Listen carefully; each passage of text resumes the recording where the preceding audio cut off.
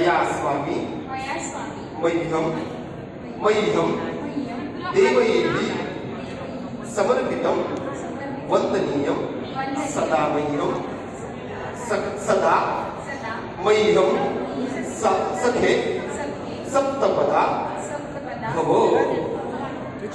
असं म्हणतेस तू की हा जो पती आहे ना, हा पती माझा स्वामी आहे म्हणतात. माझा म्हणजे माझ्याकडे बघतात.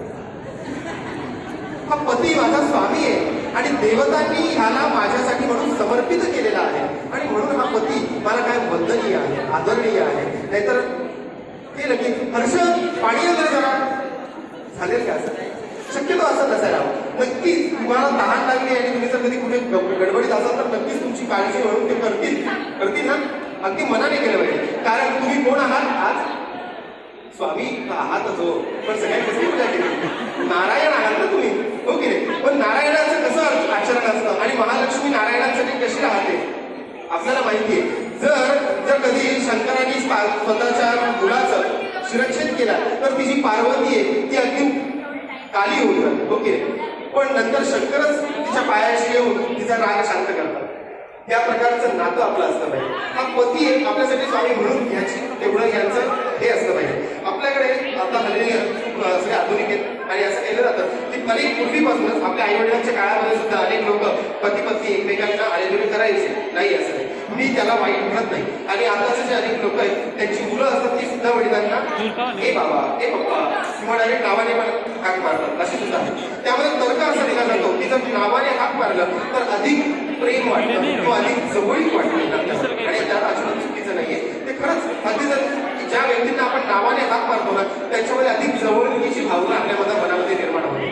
पण ज्या वेळेस तोच छोटा मुलगा 4 लोकांमध्ये वडिलांना नावाने हाक मारतो आणि काहीतरी चुकलेला असेल वडिलांचा तो ओरडतो, त्यावेळेस वडिलांचे 4 लोकांमध्ये काय वाटतं त्यांना, याचाही विचार व्हायला हवा.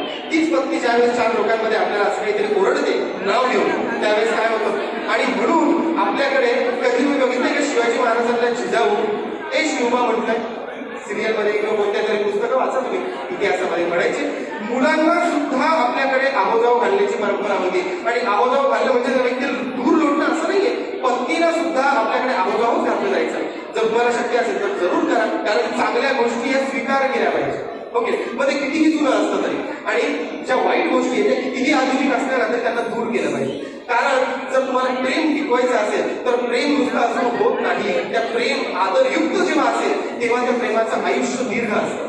जर आदरयुक्त प्रेम नसेल तर त्याचं आयुष्य कमी असतं असं आपल्याकडे शास्त्रकार म्हणतात. म्हणून आपल्याला दोघांकडून एकमेकांसाठी आदरयुक्त प्रेम हे अपेक्षित आहे. होईल हे सगळं प्रयत्न करायचे असतात. एका दिवसात कोणतीच गोष्ट होत नाही. विवाह ही एक तपश्चर्या आहे, त्याच्यासाठी खूप वर्ष जावे लागतात आणि त्याच्यासाठी आपण कायम प्रयत्नशील असावं हीच आमची अपेक्षा. मान्य. ओम सगळे संत बला भवो.